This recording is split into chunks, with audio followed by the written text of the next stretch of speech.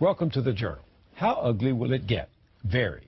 The campaign has hit bottom this very first week and seems to thrive there, down where the wild things are, while the country chokes on froth and scum. By the way, Froth and Scum is the title of a book written by a former colleague, the historian Andy Tucker, on the sensationalist press in 19th century America. Back then, the American author Oliver Wendell Holmes said that language is sacred and wrote that its abuse should be as criminal as murder. He called it verbicide, violent treatment of a word with fatal results to its legitimate meaning. America has yet to make verbicide a hanging offense. Indeed, under the First Amendment guarantee of free speech, pretty much anything goes. There are some limits. Holmes's son was the Supreme Court justice who noted in a famous opinion that you cannot falsely shout fire in a crowded theater. That's because words have consequences, and not just in politics. People in Knoxville, Tennessee are asking if one of those consequences could be murder. Our correspondent Rick Carr traveled there to investigate. Let me warn you, some of the language you'll hear is graphic, provocative, and downright raw. On a steamy Sunday morning in July, a man armed with a 12-gauge shotgun burst into this church in Knoxville, Tennessee, and opened fire. Seconds later, one person lay dead, another mortally wounded, and 6 injured. The man who walked into this sanctuary on July 27th was armed with a gun, but he was also armed with hatred. He was armed with bitterness. He was armed with resentments. He was armed with indiscriminate anger. He was armed in body and spirit. Members of the congregation wrestled a 58-year-old unemployed truck driver named Jim David Adkison to the floor and held him until police came. At first, it seemed like just another inexplicable outburst of violence, until a police news conference the next day. It appears that what brought him to this horrible event was his lack of being able to obtain a job, his frustration over that, and his stated hatred for the liberal movement. Why did Adkison hate the liberal movement? Police said that he told them that all liberals should be killed because they were ruining the country, and that he felt that the Democrats had tied his country's hands in the war on terror and ruined every institution in America. Police said that Adkison had targeted the Unitarian Universalist Church because of its liberal teachings. The church advocates social justice and tolerance, and it openly welcomes gay, lesbian, and transgendered members.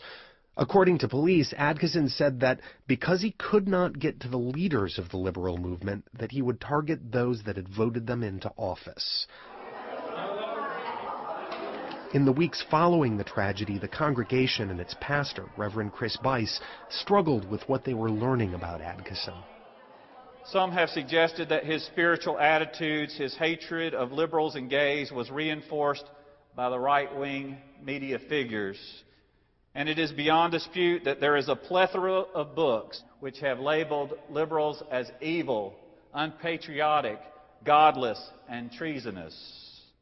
During that recent sermon, Bice told his congregation, some who'd risked their lives to stop the shooting, that he's been reading some of those books. One book has the title, Deliver Us from Evil, Defeating Terrorism, Despotism, and Liberalism. If that author were here in this room right now, I would introduce him to some good liberals who acted decisively on that Sunday, acted quickly and courageously to stop the terror that came into our church building. I would introduce him to some good liberals who know how to fight terror with more than just their mouths.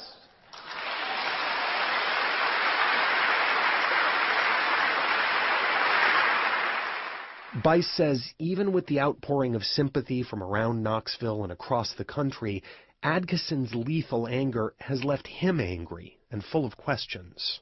People were killed in my sanctuary of my church, which should be the holy place, a safe place. People were injured. A man came in here, totally dehumanized us. Members of our church were not human to him. Where did he get that? Where did he get that sense that we were not human? Bice admits that no one knows for sure and says that Adkison alone is responsible for the shootings. but he keeps thinking about some books that police found in Adkisson's apartment. Books by popular right-wing talk radio personalities who berate and denigrate liberals. One of the books police found in Adkisson's apartment was Michael Savage's Liberalism is a Mental Disorder. In it, Savage calls liberals the enemy within our country, an enemy more dangerous than Hitler, traitors who are dangerous to your survival and who should be placed in a straitjacket. Like Adkisson, Savage accuses liberals of tying the hands of our military. Savage isn't just a best-selling author. He also hosts a syndicated radio show. And now, America's most exciting radio talk show, The Savage Nation. Savage reaches more than 8.25 million listeners a week. And when it comes to demonizing liberals, he's the same on the air as he is in print. Liberalism is in essence the HIV virus, and it weakens the defense cells of a nation. What are the defense cells of a nation? Well, the church. They've attacked particularly the Catholic Church for 30 straight years. The police, attacked for the last 50 straight years by the ACLU viruses. And the military, attacked for the last 50 years by the Barbara Boxer viruses on our planet. Political liberals aren't the only targets of Savage's wrath. Back when he had a cable TV show, he bashed gay men. So you're one of those sodomites. Yeah. Are you a sodomite? Yes, I am. Oh, you're one of the sodomites. You should only get AIDS and die, you pig. How's that? Why don't you see if you can sue me, you pig? You got nothing better than to put me down, you piece of garbage? You got nothing to do today? Go eat a sausage and choke on it. Get trichinosis. And earlier this year on his radio show, he targeted kids with autism. I'll tell you what autism is in 99% of the cases. It's a brat who hasn't been told to cut the act out. That's what autism is. What do you mean they scream and they're silent? They don't have a father around to tell them, don't act like a moron, you'll get nowhere in life. Stop acting like a putz. Straighten up, act like a man. Don't sit there crying and screaming, idiot. Fire Savage now! That outburst prompted protests by outraged parents, and a few stations dropped Savage's show. So did an advertiser. But Savage hasn't apologized, and he's still on the air.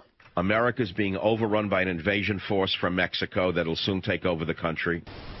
You psychotic liberals don't even know you're digging your own grave and throwing lime in there.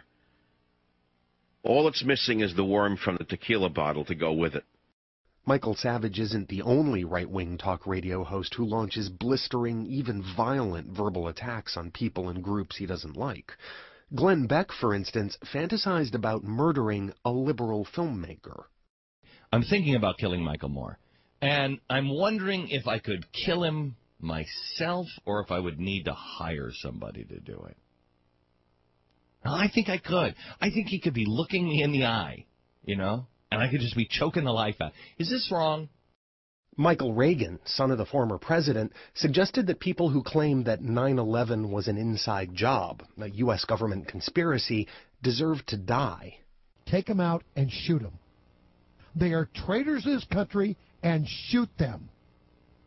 But anybody who would do that doesn't deserve to live. You shoot them. You call them traitors, that's what they are, and you shoot them dead. I'll pay for the bullet. Neil Bortz went after victims of Hurricane Katrina. That wasn't the cries of the downtrodden. That's the cries of the useless, the worthless. New Orleans was a welfare city, a city of parasites, a city of people who could not and had no desire to fend for themselves. You have a hurricane descending on them, and they sit on their fat asses and wait for somebody else to come rescue them. Muslims are some of Bortz's favorite targets. It's Ramadan, and Muslims in your workplace might be offended if they see you eating at your desk. Why? I guess it's because Muslims don't eat during the day during Ramadan. They fast during the day and eat at night. Sort of like cockroaches. Reverend Chris Bice says he's heard that kind of language before. If you look at the history of situations like in Rwanda in 1994, the talk radio was a big part of leading to the conditions that created a genocide. the Hutu radio disc jockeys would call the Tutsis cockroaches.